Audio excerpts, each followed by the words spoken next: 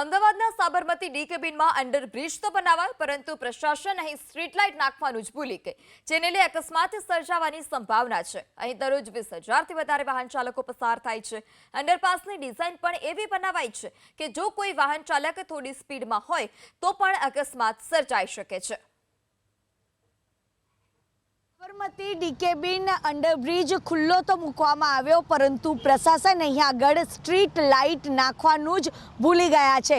અત્યારે અમે લોકો આવી ગયા છે આ સાબરમતી ડી કેબિન અંડરબ્રિજ।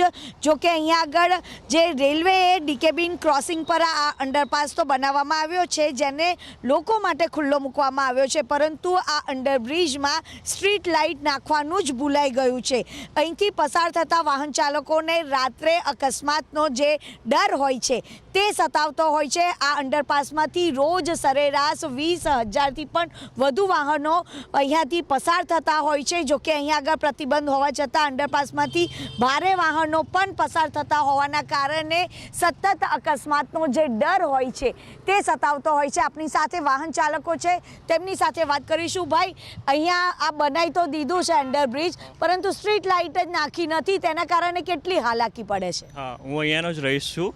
એ ઘણા સમયથી અંડરબ્રિજ બની રહ્યો હતો, પણ હાલ જે અંડરબ્રિજ બની ગયો છે પણ એ પ્રશાસન સ્ટ્રીટ લાઇટ નાખવાની ભૂલી ગઈ છે।